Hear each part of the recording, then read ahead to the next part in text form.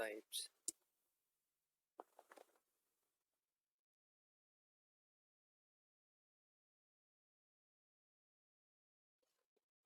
Hepatitis कहता है hepatitis is an inflammation of liver. कहता है हेपेटाइटिस से एक लीवर की बीमारी है। लीवर में क्या होती है, इन्फ्लेमेशन हो जाती है, सोजिश हो जाती है। It is usually caused by viral infection, toxic agent and और ड्रग्स। कहता है हेपेटाइटिस किस वजह से हो सकती है, कहता है ये या तो वायरसेस की वजह से होगी या टॉक्सिक एजेंट्स या ड्रग यूज़ करने की वजह से हो सकती है। ज़्यादातर ये वायरसेस की वजह से होती है। कहते it is characterized by jaundice, abdominal pain, liver enlargement, fatigue and sometimes fever। ये इसकी हेपेटाइटिस की सिम्टम्स बताई गई हैं।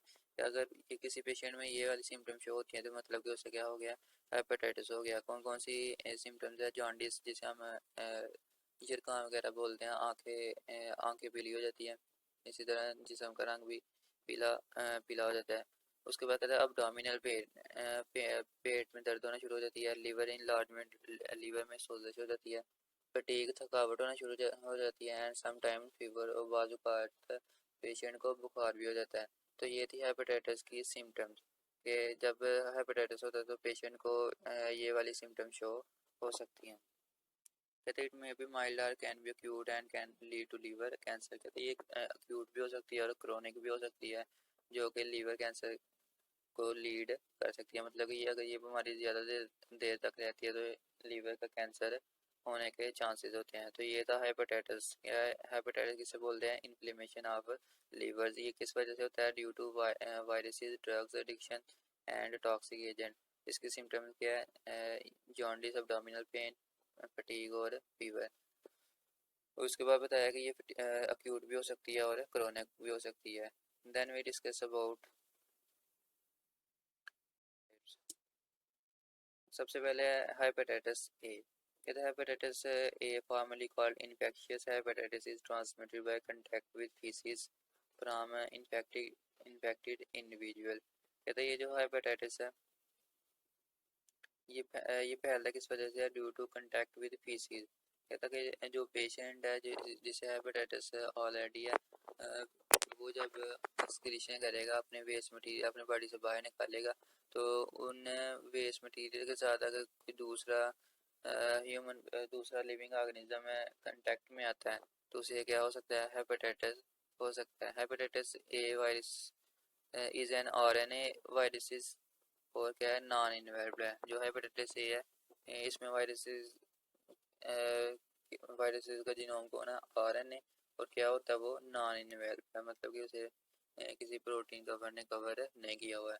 Which cause mild short term less virulent disease. Hepatitis A की वजह से जो बीमारी होती है वो इतनी ज़्यादा कुछ खतरनाक नहीं होती। तो ये था हेपेटाइटिस ए।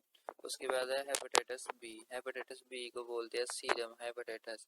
सीरम हेपेटाइटिस क्यों बोलते हैं, कहते हैं क्योंकि ये हेपेटाइटिस बी है ये ज़्यादातर सीरम की वजह से फैलता है। सीरम क्या होता है, कोई भी ब्लड में जो लिक्विड मटेरियल होता है उसे हम सीरम बोलते हैं। कहते हैं हेपेटाइटिस बी, या इसका abbreviation HBV, is the second major form of hepatitis. कहते it is caused by DNA viruses which is very common in Asia, China, Philippines, Africa and Middle East। कहते हैं ये जो हेपेटाइटिस बी है इसका genome क्या होता है, डीएनए होता है, और ये कुछ एशिया की जितनी भी कंट्रीज़ हैं वहाँ पे ये बहुत कॉमन है। हमारे कंट्री में भी तकरीबन तीन तीन में से एक बंदे को हेपेटाइटिस बी या सी होता है। कहता है hepatitis B is transmitted by the exchange of body fluid. कहता है ये फैलता कहता है कैसे है हेपेटाइटिस बी, जब कोई पेशेंट अपना ब्लड डोनेट करता है या उसका ब्लड दूसरे पेशेंट के साथ कांटेक्ट में आता है। मतलब कि अगर एक पेशेंट को हेपेटाइटिस बी है और वही उसको इंजेक्शन लगता है और वो इंजेक्शन को डिस्पोजल नहीं किया जाता और उसी इंजेक्शन के साथ अगर दूसरे पेशेंट को इंजेक्शन लगा दिया जाता है तो दूसरे पेशेंट को भी हेपेटाइटिस होने के चांसेस होते हैं। कहते हैं इसी for example blood serum, breast feeding. कहते हैं मदर से जब अगर मदर को हेपेटाइटिस बी है और वो ब्रेस्ट फीडिंग करवाएगी बच्चे को तो उससे भी क्या हो जाएगा, हेपेटाइटिस बी। इसी तरह सलाइवा, मतलब कि कुछ लोग होते हैं कि बच्चों को क्या करते हैं, किस वगैरह करते हैं और साथ में उनके साथ सलाइवा टच हो जाता है, और अगर उसको हेपेटाइटिस बी है तो बच्चे को भी फिर क्या हो जाएगा, हेपेटाइटिस बी हो जाएगा। उसके बाद कहता है from mother to child during birth और after birth and by sexual contact. तो उसके बाद सेक्सुअल कंटेक्ट के ज़रिए भी हेपेटाइटिस बी पेशेंट में इजाफा हो सकता है। मतलब कि अगर एक पेशेंट को हेपेटाइटिस बी है और वो किसी दूसरे नॉर्मल शख्स के साथ सेक्सुअल कंटेक्ट करता है तो चांसेस है कि उस नॉर्मल शख्स को भी हेपेटाइटिस बी हो जाएगा। उसके बाद कहता है during attack acute attack hepatitis B. कहता है जब हेपेटाइटिस बी का अटैक होता है तो कौन कौन सी सिम्टम शो होती हैं। कहते उससे फटीग हो सकती है, थकावट हो सकती है, लॉस ऑफ एपिटाइट, भूख खत्म हो जाएगी, एंड जॉन्डिस हो यरकान हो जाएगा। Infected person can recover completely and become immune to the virus. कहता है इसका इलाज मौजूद है। वायरस पेशेंट को इम्यून किया जा सकता है और वो मुकम्मल कम्प्लीटली क्या कर सकता है, रिकवर कर सकता है। उसके बाद people with chronic hepatitis infection are at the risk of liver damage. कहता है कि अगर पेशेंट को क्रोनिक हेपेटाइटिस हो गया, मतलब कि लंबे अरसे तक हेपेटाइटिस चला है, तो उससे क्या हो सकता है, उसका लीवर डैमेज हो सकता है। Hepatitis can be control by adopting hygienic measures. कहता है हेपेटाइटिस को कंट्रोल किया जा सकता है with the help of hygienic measures. Hygienic measures क्या होती हैं कि साफ सुथरा पहने, साफ सुथरा खाए और एक साफ सुथरे माहौल में ज़िंदगी बसर से बोलते हैं। Hygienic measures with routine vaccination, और वैक्सीनेशन ले and screening of blood organ and tissue of the donors. और 3 महीने के या 6 महीने के बाद अपने ब्लड का PCR करवाता रहे। हमारी कंट्री में, पाकिस्तान में, ये तकरीबन हेपेटाइटिस बी और हेपेटाइटिस सी का इलाज हॉस्पिटल में फ्री किया जा रहा है। तो ये इसके कुछ क्या थे, ट्रीटमेंट थे कि हेपेटाइटिस बी से कैसे बचा जा सकता है या इसका कैसे ट्रीटमेंट किया जा सकता है। तो ये था हेपेटाइटिस बी। हेपेटाइटिस बी का जीनोम DNA है। ये फैलता कैसे हैं, ड्यू टू सीरम, मतलब कोई भी लिक्विड मटेरियल है बॉडी का, उसकी वजह से ये फैल सकता है। उसके बाद इसकी सिम्टम्स हैं कि अगर हेपेटाइटिस बी हो जाता है तो कौन कौन सी सिम्टम्स जो होती हैं, और एट द एंड कि हम इससे बच कैसे सकते हैं या इसका ट्रीटमेंट कैसे हो सकता है।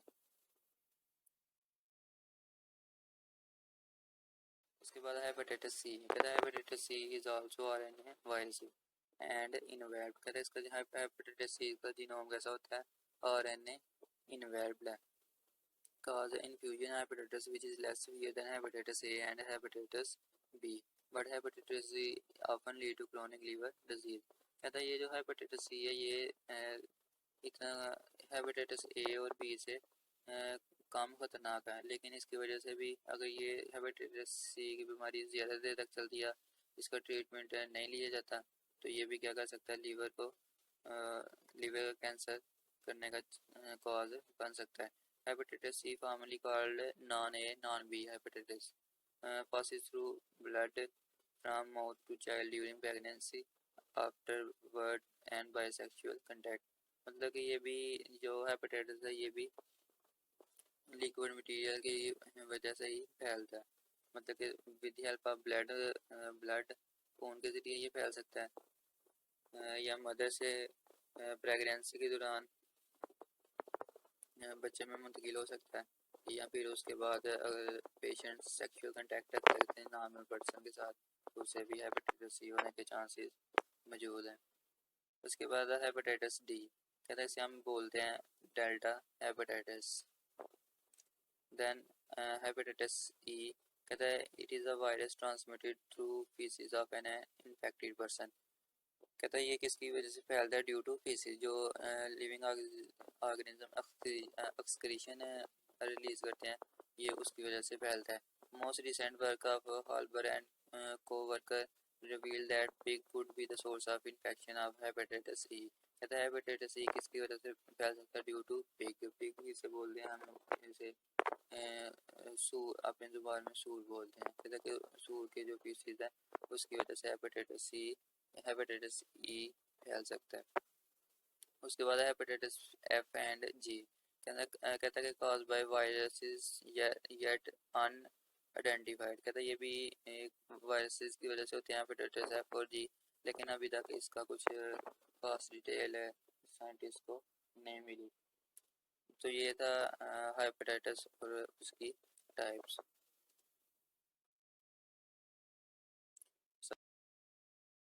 Is transmitted. What is hepatitis? Explain its types. So this is all about today lecture. Thank you.